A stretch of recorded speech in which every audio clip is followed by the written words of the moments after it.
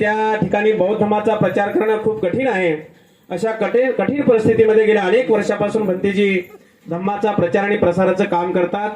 मागील मावसाळ्याच्या फेब्रुवारीमध्ये होणाऱ्या धम्म परिषदेला भंतेजी मावसाळ्याला आले होते आणि मावसाळ्याला आल्यानंतर मावसाळा येथील संपूर्ण वातावरण, तिथला परिसर आणि महाराष्ट्रातलं धार्मिक चळवळ, धार्मिक वातावरण, महाराष्ट्रातले उपासक उपासिका त्यांनी बघितले आणि त्यांना असं वाटलं की महाराष्ट्रामध्ये आपण धम्माचं काम करावं। आणि म्हणून मागील 1 वर्षापासून भंतेजी महाराष्ट्रामध्ये मावसाळ्याला वास्तव्याला आहेत। भंतेजी 1 वर्षापासून मावसाळ्याला असल्यामुळं ते मराठी जाणतात। आपण काय मराठीमध्ये बोलतो ते त्यांना समजते, परंतु भंतेजी बोलताना ते मात्र मराठीमध्ये बोलू शकत नाहीत। ते जे काही बोलतील ते हिंदी भाषेमध्ये बोलतील। तेव्हा भंतेंचे जे काही 5 ते 10 मिनिटं भंतेजी बोलणार आहेत फक्त। त्यानंतर भंते सागरबोधी बोलतील आणि त्यानंतर मी बोलेल आणि त्यानंतर हा कार्यक्रम समाप्त होईल। तेव्हा भंते मंगलबोधी यांना मी सूचना करतो। आपल्या सर्वांच्या वतीने भंतेजींना विनंती आहे की आजच्या जमलेल्या तमाम माता भगिनी बांधवांना, बौद्ध उपासक उपासिकांना या ठिकाणी 2 शब्द पर मार्गदर्शन करावं। भंते मंगलबोधी।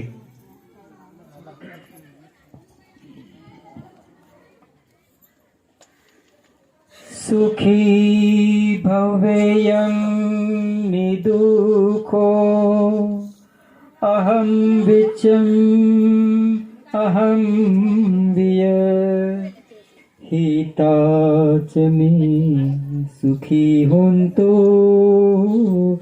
मजताच यवे। भगवान तथागत सम्यक संबुद्ध को त्योहार अभिवादन।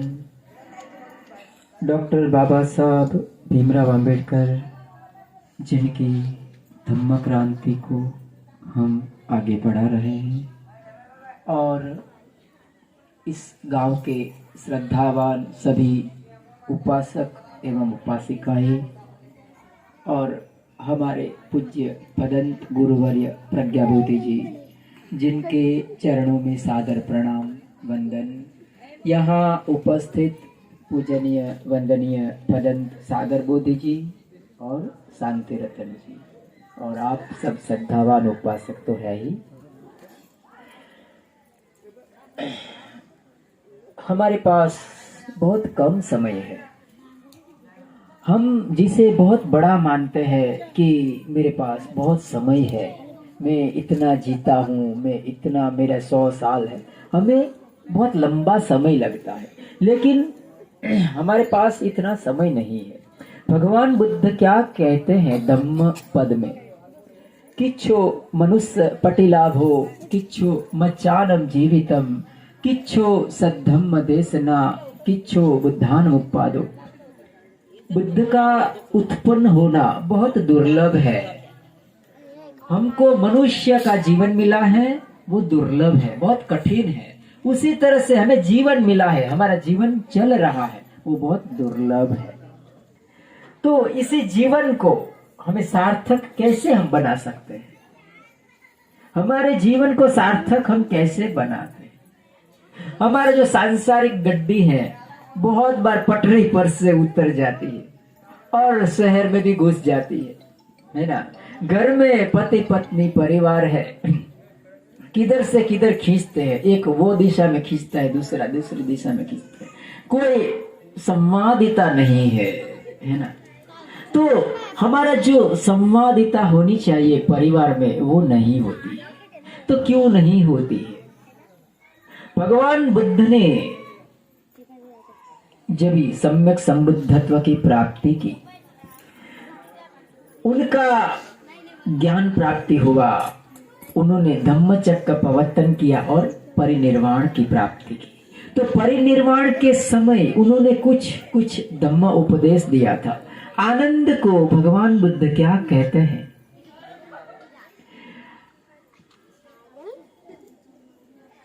चत्तारी ठानानी आनंद दर्शनीयानि संवेदनीयानि। कतमा चत्तारी, पाली भाषा है। 4 स्थान है आनंद मेरे जाने के बाद। वो स्थान है श्रद्धावान जो कुलपुत्र है, सदस्य कुलपुत्रस्य, उसके लिए वो दर्शनीय होगा।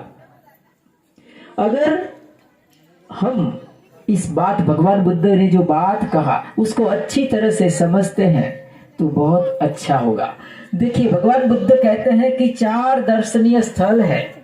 वो हर एक बुद्धिस्ट, यानी हम सब कौन है? श्रद्धावान है, कुलपुत्र है। तो हर एक इंसान को, हर एक उपासक उपासिकाओं को ये हमेशा देखना चाहिए, उसका दर्शन करना चाहिए, उसकी मुलाकात लेनी पड़े। मैं पहले ही बताया कि जीवन हमारा बहुत अल्प है। आपको बहुत जानकर आश्चर्य होगा कि हम जो छोटे छोटे कीड़े देखते हैं ना, कीड़े मकोड़े, हमको ऐसा लगता है कि ये बहुत, उसका आयुष्य कितना होता है? 2 दिन का। एक चींटी का आयुष्य कितना होता? 2 दिन का। नहीं, उसका आयुष्य 2 दिन का नहीं होता है, उसका आयुष्य 100 साल का होता है। आप पूछेंगे, है ना, आपको ऐसा लगेगा बनते जी आप कुछ भी बोल रहे। चींटी की दृष्टि से समय अलग रीते काम करता है। वो 1 सेकंड में, 2-4 सेकंड में वो युवान बन जाती है। तो उसको लगता है कि मैंने तो 25 साल गुजार दिए। दूसरे 1-2 घंटे में वो शादी ब्याह करके सब संतान पैदा करती है, घर बरबर सब कर देती है। उसको लगता है मेरा 50 साल हो। ये समय का भ्रमणा है। फिर वो वृद्ध हो जाती है अंत में, तो उसको लगता है इतना लंबा में जी, 100 साल जी। जो ये भ्रमणा है वो हमारे साथ भी है। हमसे ज्यादा आयुष्य दूसरे लोक में भी है। भगवान बुद्ध ने कहा है कि जिसका आयुष्य बहुत लंबा होता है वो ऊपर से देखता है, उसको लगता है कि ये मनुष्य का आयुष्य कितना है, छोटा सा। तो इस छोटे से आयुष्य में हमें ये 4 दर्शनीय जो स्थल है उसकी मुलाकात लेनी चाहिए। तो क्या कहा? कतवा चत्तारो, कौन से 4 है? तो कहा कि इद तथागतो जातोति, जहां भगवान बुद्ध ने जन्म लिया। कौन सा वो स्थल था? लुम्बिनी। कौन सा? लुम्बिनी नेपाल में, जहां भगवान तथागत सम्यक संबुद्ध ने जन्म लिया। इद तथागतो जातोति। दूसरा दर्शनीय स्थल कौन सा है? दूसरा दर्शनीय स्थल है इद तथागतो सम्मा संबुद्धोति, जहां तथागत सम्यक संबुद्ध ने सम्यक संबुद्धत्व की प्राप्ति की। कहां? बोध गया, जिसको कहा जाता था उरुवेला बोध गया में भगवान बुद्ध ने सम्यक संबुद्धत्व की प्राप्ति की। ये दूसरा दर्शनीय स्थल है। तीसरा दर्शनीय स्थल कहा कि इद तथागतो अनुत्तरम धम्म चक्क पवन्तेति, जहां तथागत ने अनुत्तरम मानी जिसका कोई उपमा नहीं है, जिसका कोई उत्तर नहीं है, ऐसा धर्म चक्र प्रवर्तन तथागत ने किया। कहां किया? सारनाथ में, वाराणसी में, जिसको कोई कुछ लोग काशी भी कहते हैं, है ना। सारनाथ में, वाराणसी में भगवान बुद्ध ने धम्मचक्र प्रवर्तन किया। धम्मचक्र प्रवर्तन का अर्थ होता है भगवान तथागत सम्यक संबुद्ध ने पहला उपदेश दिया। पंचवर्गीय भिक्षु थे, उनको पहला उपदेश दिया, यानी जो धर्म चक्र था उसको चलाया। ये तीसरा दर्शनीय स्थल है। चौथा दर्शनीय स्थल बहुत महत्वपूर्ण। भगवान बुद्ध कहते हैं कि इद तथागतो अनुपादि शेषाय परिनिब्बुत। क्या कहा? भगवान बुद्ध ने अनुपादि शेषीय मानी शेष कुछ भी नहीं रह जाता है। मानी हमारी काया है, भगवान बुद्ध जन्म मृत्यु जरा व्याधि के दुखों से मुक्त हो गए, यानी शेष कुछ भी नहीं रहा। अनुपादि शेषीय परिनिब्बुत सती, भगवान बुद्ध ने परिनिर्वाण प्राप्त किया, उन्होंने अपने शरीर को त्याग दिया। ये 4 दर्शनीय स्थल हम सब जितने भी सदस्य कुलपुत्र श्रद्धावान उपासक उपासिकाएं हैं उन्हें देख लेना चाहिए। कल करे सो आज करे, आज करे सो अब, है ना। समय बीता ही जा रहा है, हमारे हाथ में थे बेलू रेत की तरह समय बीत जाता है ना। तो हम सबको जल्द से जल्द ये जो 4 दर्शनीय स्थल है, दूसरे भी भगवान बुद्ध के अनुसंधान में बहुत सारे स्थल है जो सब देखना चाहिए। भगवान बुद्ध ने जहाँ तपश्चर्या की थी, बहुत दुर्गेश्वरी, जहाँ बिंबिसार को जेल में रखा गया था, वो बिंबिसार की जेल, जेतवन आराम जहाँ भगवान बुद्ध ने 47 वर्षावास किए, पुब्बाराम जहाँ विशाखा माता ने पुब्बाराम अर्थात विहार का निर्माण किया, ऐसे अनेक तकरीबन 70 जितने स्थल है भगवान बुद्ध के संलग्न। तो ये सब आपको देखने के मिलेगा और आपको जानकर हो हैरान होगा कि हमारे गुजरात में और यहाँ आप नागपुर में बहुत बहुत टिकट का जो किराया है वो बहुत ज्यादा है। टिकट का जो फेयर है वो बहुत ज्यादा होता है। हमारे जो गुरुजी है ये 13,000 माने कुछ भी नहीं है, कुछ भी नहीं है। तो सिर्फ ये नॉन प्रॉफिटेबल है और आप सब लोग, मेरा आपसे अनुरोध है कि जल्द से जल्द आप सब उसमें जाइए। समय हमारे हाथ में चला जाता है और फिर दूसरे साल तक राह देखनी पड़ेगी। तो आप सबको मैं इतना धम्मवाणी कहा और आप सब ने बहुत अच्छी तरह से मेरी बात को सुना, इसीलिए आपका बहुत बहुत धन्यवाद। सबका मंगल हो, सबका मंगल हो, सबके जीवन में खुशहाली आए, हमारे पुण्य कर्म में सब भागीदार बने, सब भागीदार बने।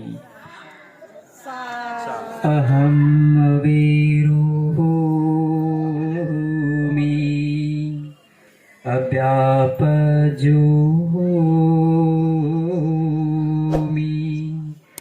अनेकोमि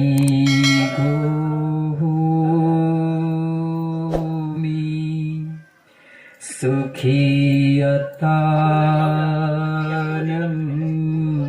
परिहरामि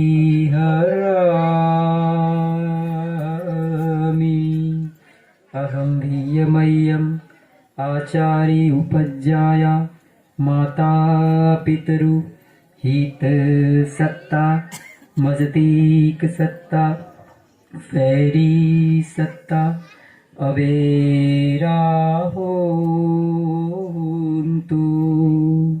अव्यापजा होन्तु अनिगा होन्तु सुखी अत्तानं परिहरन्तु दुःखामुचन्तु यथा लब्ध सम्पत्तितो मा विगच्छन्तु कमसका। साधु साधु। मंगल।